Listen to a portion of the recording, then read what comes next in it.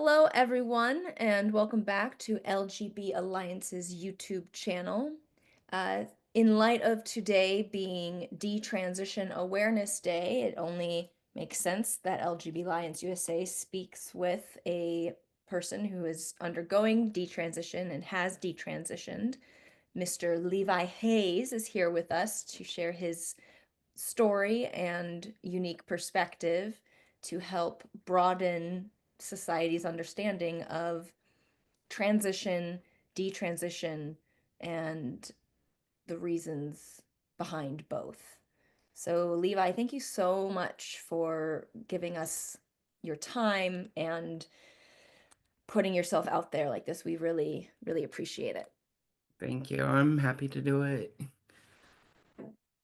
Let's have our listeners learn a little bit about your history of when you decided to transition, or when did transition kind of enter your life, um, or just start where you feel is best to start. I arrived at transition itself later in life. I was 39 when that happened, but all of the really underlying uh, factors that led me to transition stemmed way back to my childhood, and those are things that I have been discovering or have surfaced through my trauma since detransition, and I'm currently working with a therapist to work through and neutralize.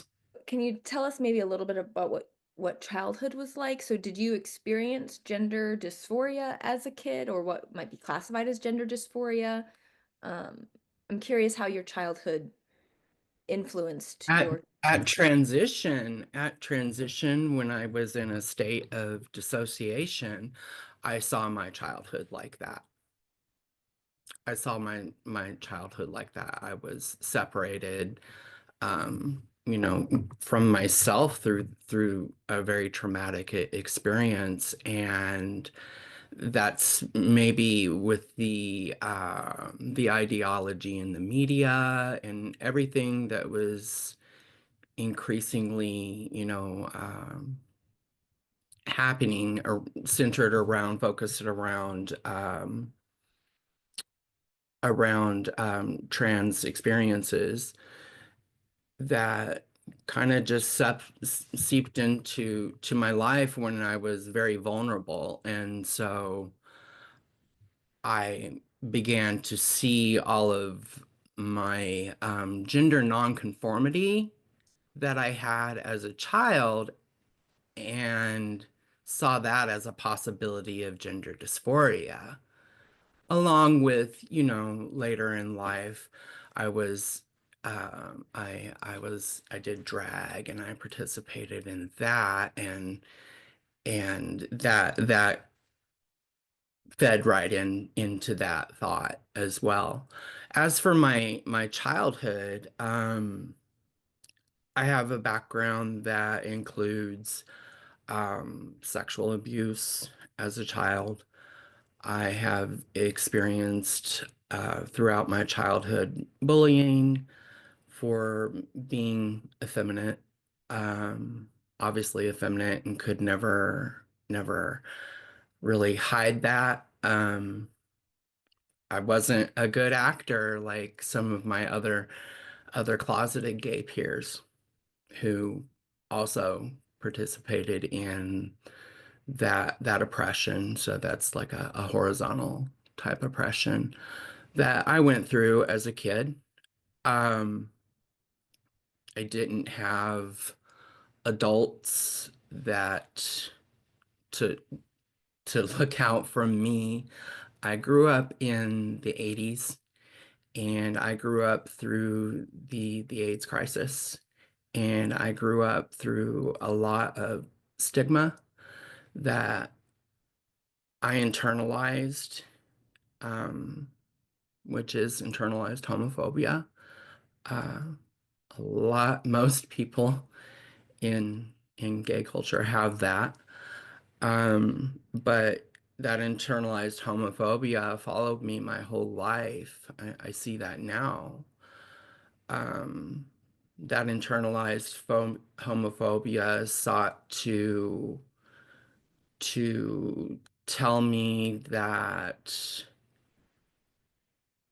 I was so different, that it was just so fundamentally wrong. I was unacceptable, and I held that my whole life.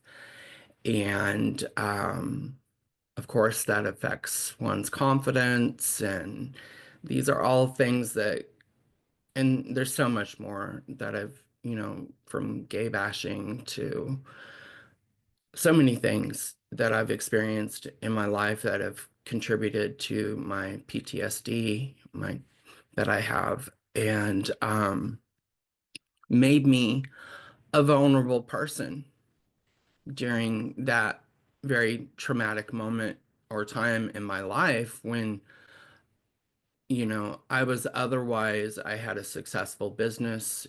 Um, I'm an artist. Then to have my partner at the time be was diagnosed with HIV. He tested positive, and I did not. And out of his own shame around that, he left me. And that's when had self-isolated and started to see all these things and see everything in my life, because it, of course, surfaced for me all of my trauma experiences, like my mother, silencing me from my voice and telling me to quit talking like a faggot, or telling me that if I chose to be gay, that I would just end up dying alone with AIDS. Um, so in that time period in my life, you know, I really self-isolated and started to see everything that had gone wrong in my life um, to be associated with my homosexuality. And it was just it's just described as the perfect storm. And that's how the ideology works. That's the parasitic nature of it, is vulnerability. Whether it's a gay man, an effeminate gay man who is vulnerable, or somebody who is in another state that is vulnerable, or maybe has some other thing going on that is, for lack of maybe a better word, mimicking what is known as gender dysphoria. It's like a Venn diagram of, gay people with internalized homophobia, people on the autism spectrum disorder, Yes. sexual trauma, maybe a mix of some of that. Like there's a lot of components that then can manifest itself in what gets described as gender dysphoria. There are some people who believe it is a real thing that when it's someone is a true transsexual, they have no sexual trauma, they don't have internalized homophobia. It's not because they're autistic. It's purely because they just have this condition of gender dysphoria. But Yeah. I have not been convinced by evidence that that is the case because from what I've seen, there's always some underlying pre-existing condition. In your case, the perfect storm that can cause gender dysphoria or can cause someone to be diagnosed with gender dysphoria. And so I'm curious, you were going through all this and you sought a therapist who I fast tracked. did. Can Yeah. you describe the gatekeeping or perhaps the lack thereof when you sought gender transition? And that's really what any and everything that we're talking about is about, and that's where professionals come in to play, right? Because I did seek a therapist. And even though in my mind at the time, because now I'm talking from the perspective of looking back, and even though in my mind at that time, I was so convinced that I was a woman in a man's body, all of the pseudo. I was so convinced by it that I sought a therapist, and it was her job to tell me no, to tell me no, to tell me no, to talk about things like, do you know what trauma is? Do you think maybe you're experiencing trauma? Have you considered internalized homophobia? Because none of those things were discussed. We only glossed over how my family doesn't accept me. And that was really about it because, I have a business and I'm stable and otherwise a very stable person, da da da da da da da. And I saw her for an hour and she wanted to give me time to think about it and everything and see her again in a week, and I saw her for another hour where she affirmed me. She just affirmed me and wrote me a letter of recommendation based on the fact that I had gender dysphoria, right? And that's what created the domino effect. And it really did for me. Um, So you get a letter of, get put on hormone replacement therapy, and then like how quickly did surgeries start happening? from the time that I met with her, I started hormones within probably a week or two thereafter. I saw another primary care doctor who referred me to an endocrinologist. So there's two more professionals that never posed a question. And just based off of this letter of recommendation out of affirmation-based model therapy, they just went along with it. And so then I was on hormones, and that from I saw her in late August 16 and then started the hormones. It was in the beginning of September, and then by November I was having my first facial work done. And then by May, so what, 7 months, 8 months, something like that. Um, Based on, follow-up letters from her, mhm, that I should, supporting my surgery, I had breast augmentation. So yeah, all within about 8 months. It's just incredible how fast that all happened. And so you were identifying as as a trans woman for Yes. years. Yes. 8 years altogether. Tell me about the questioning phase. When did you start to transition out of that of being trans? I think a little bit along the way, I've talked about this before. You question things when you hear about the surgeries and all of that. You kind of question. Um, but really, my reality, awakening happened around in 24 in no 23. Boy, time flies. Well, 23 is when I first saw the interview on Soft White Underbelly with Shapeshifter. For those who don't know, shapeshifter is a man who transitioned and has received all of the surgeries, and is now in a place of advocating, for reality, biological reality, and understanding that he's a man, a very feminine man, but yeah, he did this interview with Soft White Underbelly, which you watched, and sorry, continue. Yeah.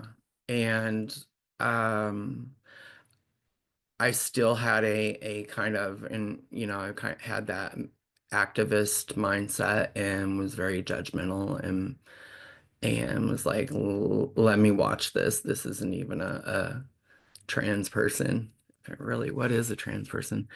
Um, and yeah, I watched that, and that was just my story, really, in another way, in another format. That's all told to me, and all about how it's internalized homophobia and trauma. And all I was doing was trying to escape and try to fit into some heteronormative in another reality identity, because it's really not in this reality. Um, and so that interview, Shapeshifter, gave me the tools to see the shit for what it was. And I was just in tears, and that was my realization, and that was in 23. It took me a year to get to a point to where I could just verbalize and say I made a wrong decision. I was guided in a wrong way. I was not, nobody had my back, I because along the way, everybody affirmed me. So Even everybody friends. said, you're not a feminine man. You're too feminine. No man acts like you. You must really be a woman on Oh, the yeah. Yeah. Yeah. Instead of just recognizing that masculinity comes in all forms, right? Which does nothing but send mixed messages, you know?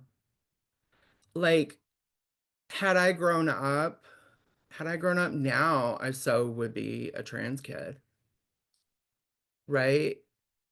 Because, yeah, kid. for and probably would have had no puberty, and tons of more surgeries, and j- utterly destroyed, even worse than my life has become. Go ahead. You could say something to the young, effeminate boys out there. Maybe if they hopefully they can see this and hear your story, or what do you wish someone had said to you as a feminine boy who maybe is surrounded by the thought of, maybe I'm really supposed to be a girl, or people saying, why do you act like a girl? What do you think someone could say that would help? Of course, that to just, don't listen to that as superficial, but to really think deep about how special you are and how unique, and you don't have to be You don't have to be all of those things that especially gay culture has elevated to be the most acceptable and the most, sought after. You don't have to be that. You can be you. You can wear your makeup. You can wear your dresses. You can do have the most feminine voice. You can whatever, whatever. You just really don't have to castrate yourself. You can have all of those same experiences, without that. You can do things that you can take off at the end of the day. Just saying. Curious about something you said about, the expectations in the gay community or gay culture. Um, Something that I've come across as a lesbian, I've been educated by some gay men about how there's really kind of a disdain for the more feminine men, and that there's kind of uh a pull towards like the hyper masculine. Or can you speak to that? Is that true? What does, because Absolutely. I would have thought gay men culture would be like, oh yeah, you're a feminine gay man, like great, we love you, you have a place here. Is that not the case? No, and every gay man knows that. I mean, you should. Like, um, hypermasculinity is among gay men is lifted to a level of up here, based on its heteronormative aesthetic and acceptability, really, because in of their own internalized homophobia that has taught them that to be effeminate is gay and it's shameful, and so therefore straightness, masculine, all of that equates good in this mindset, in that trauma that many gay men carry. So there is that piece there. So did you feel like there was, pre-transition, did you feel like there was a place for you as a feminine gay man? And now post-transition, do you feel like there's a place for you in the gay community? I don't know, is there? Like, because it didn't seem like it before. Just because of childhood peers, um, how gay men are to each other, even other effeminate gay men, because I didn't fit into that either, into the drag world. I don't have that. I'm not that hateful. Sorry. But I didn't, I'm artsy. I'm an artist. I am a computer nerd. I just didn't fit that, and there were no ever any role models there like that for me. So, So it would be nice if there could be maybe some more role models for right, feminine men that don't include castrating yourself chemically right. And or that otherwise. can do other things and contribute to society and have worth and validation just like everybody else in their own way, in their own way. And yeah, not just okay, but necessary. Like I think Yeah. that people like you, feminine men, help make the world a better place, help society be stronger. And it's a shame that so many gender nonconforming people are really trying to fit into, like you said, this heteronormative. And I see it. I see it all the time. I've had I've encountered several people that have came to me, people that I know, people through through like my blog or just different places that have came to me that are considering this, and it all just boils down to in for somebody that is, part of the LGB community, it just boils down to, in every scenario with a gay man that I have talked to, that I just want to be able to be with a man and not be seen as gay, you know? And that's what it was for me. I I, I wanted my parents' validation. When I was in it, I didn't see it that way, but that's what it was. It was me seeking their validation, me believing that it would make it easier for me in society, because then I wouldn't have to be seen with men, then or with men as a gay man, and I'll be able to date straight men because I'll be straight, right? I'll be straight. What the fuck? Sorry, that'll have to be edited, but No, it's okay. Yeah, it's amazing right. the mental gymnastics that we do, but that's To fit into that the gymnast that and deal. how you'll protect it too. Yeah. Oh my.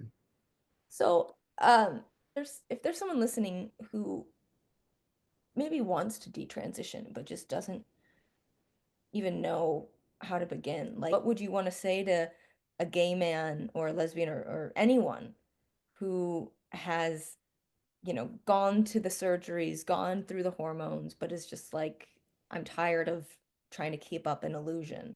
There's more, and you're worth more, and you should consider yourself first before the illusion. But for me, what helped in the very beginning was just to sit down and make a list. It's that simple. Make a list of pros and cons. Make a list of pros and cons about living in a trans state or living as your authentic self. Not not your traumatized BS self that brought you to that, but what would the state of being in authenticity be like, where you're comfortable, really comfortable in yourself, because it's there, and it can be sought through patience with yourself, because this pathway is not the pathway that got me here, or isn't for any detransitioner.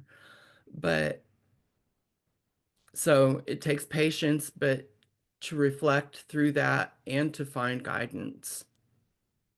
Therapy, therapy. If you don't trust therapists, you need to get over it, because you can't place some fear or hate on a whole science based on one person, because therapists are human and they're fallible, because all people are fallible. Just because one person may have set you down the path does not mean that every therapist is going to do that. And I really believe things are going to change. One thing society could do to support detransitioners better is have therapists and therapy that specifically helps Absolutely. people's, like you say, live in their actual authenticity without a facade. And That first and foremost acknowledge that we exist. yeah, that's the first thing people can do is acknowledge that detransitioning happens, and it happens a lot more than people want to admit. Yeah, Definitely more than trans lobby wants to admit. Now that you are detransitioning, what's your relationship to your body like now versus before and during transition? it's a lot better. A lot better. I'm in a lot better place. Um, but it's mixed. So it's in a better place in the sense of because I never had any esteem or any of that. I never took care of myself, really.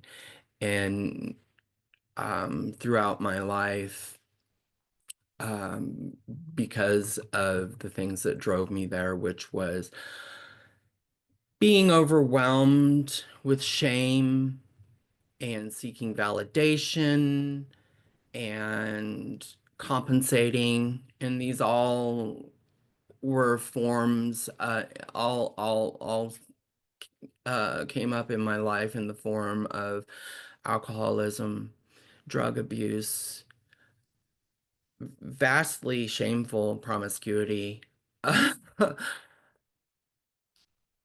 all to self-soothe.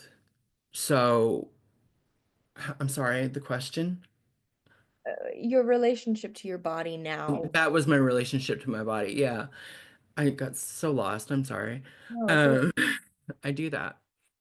It's part of it. But yeah, it went from that to n none of that is in existence in my life. But the hormones and everything had left me at nearly like I was at 275, so it was damn near 300 pounds. And I have just totally changed my life with that awakening shapeshifter.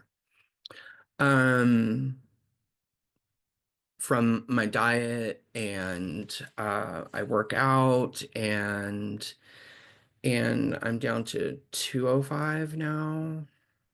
Yes, and this started in June 24 is when I started to detransition. So I've done 3 5Ks. Never done anything like that.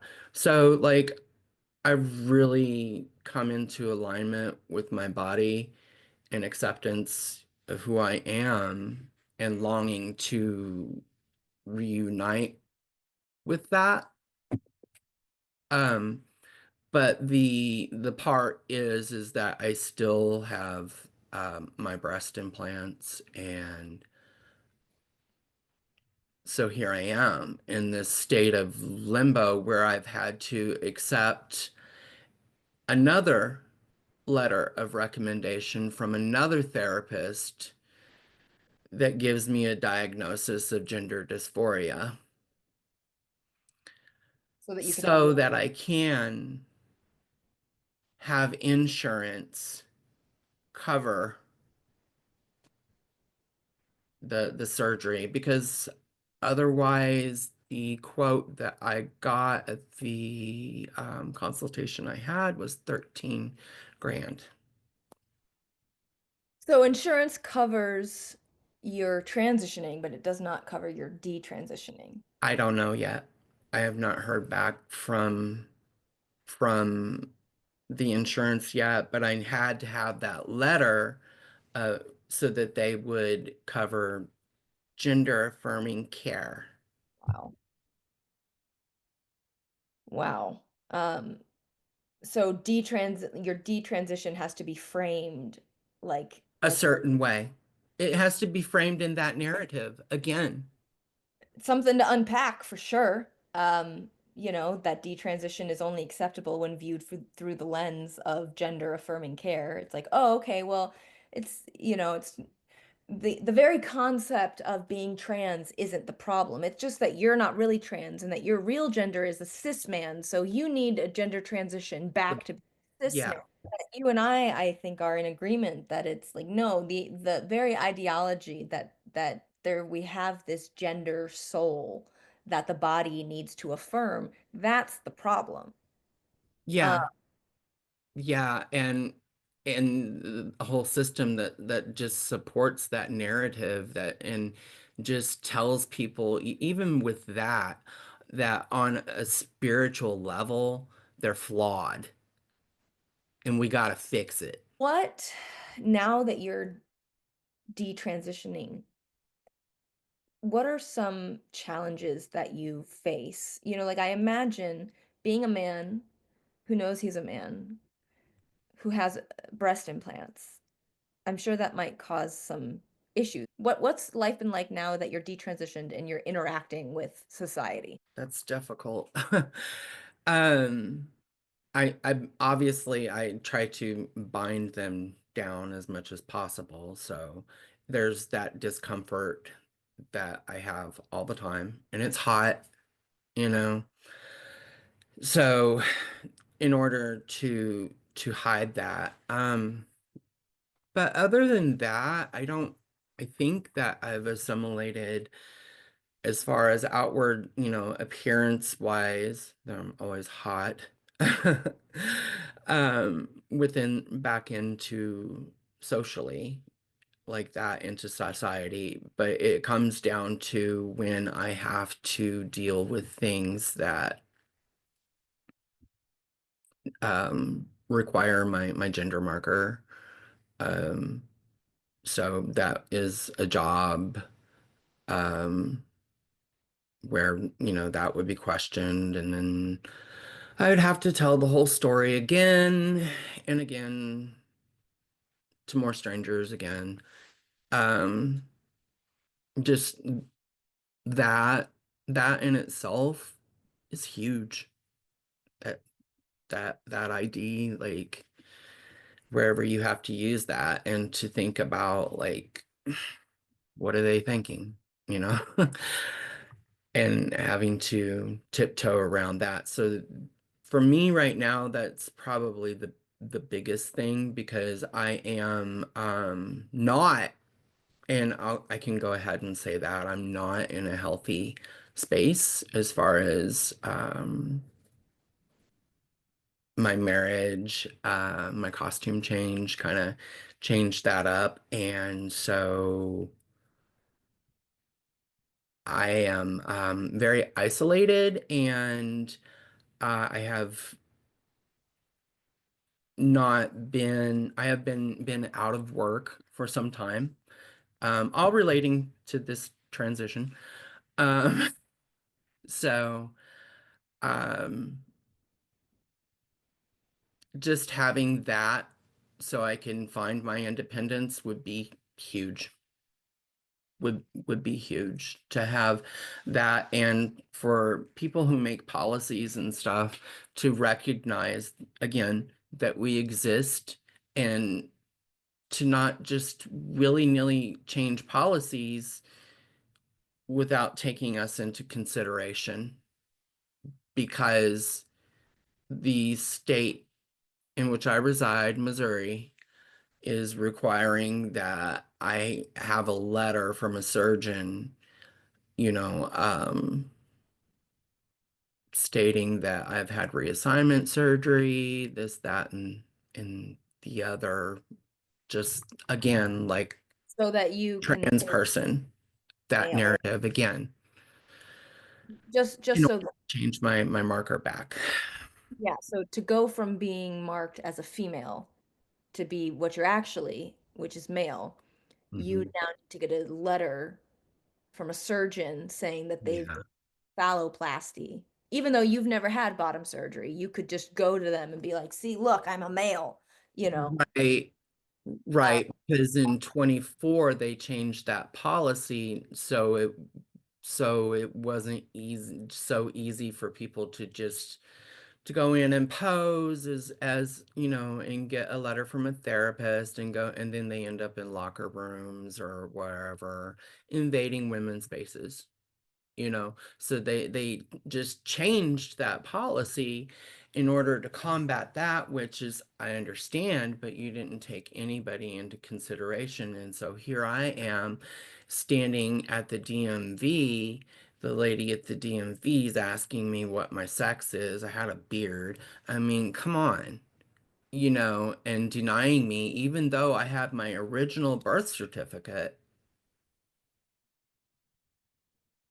and my name has been changed back. I mean, there's a whole host of privacy law, problems that might arise. Be like, oh, well, just do a cheek swab at the DMV so they can see your sex. I don't imagine most Americans are going to be wanting their DNA kept at the DMV, like that. right. Uh, but if birth certificates or driver's license can't be what I shows. mean, it's an original birth certificate. Come on. There's definitely um, challenges ahead for advocacy for people who have been harmed by gender medicine or the pseudoscience of gender affirming care, Yeah, what they call care. Yeah. what they call care. Mhm. Yeah.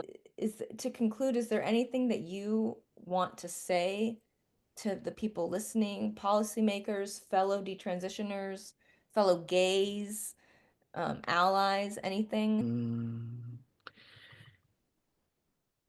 I get asked that question. I think, I could speak to, and I really strongly speak to detransitioners, or would like to say to detransitioners again, share your story.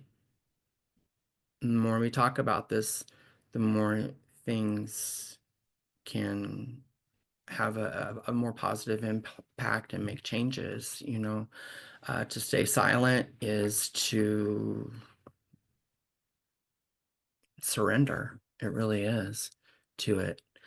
Um, but as far as the gay community, I urge you all to look past the glitter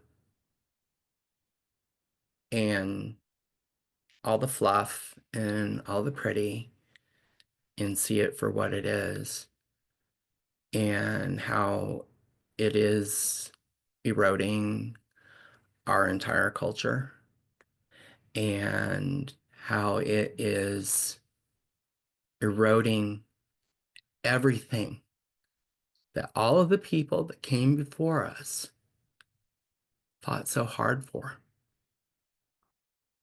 It really is. So listen, listen to our stories as well. Our stories are valid, deserve to be validated, and deserve to be affirmed. Just like all of the other pretties that you see making the headlines, making whatever. Detransitioners deserve to be heard. And thank you, Levi, for Thank you. letting us hear you and share your perspective. I look forward to speaking more with you and hopefully building uh, support systems for fellow detransitioned gays, lesbians, bisexuals. Thank you so much, Levi. Thank you. If you are interested in hearing more from Levi, you can check out his blog.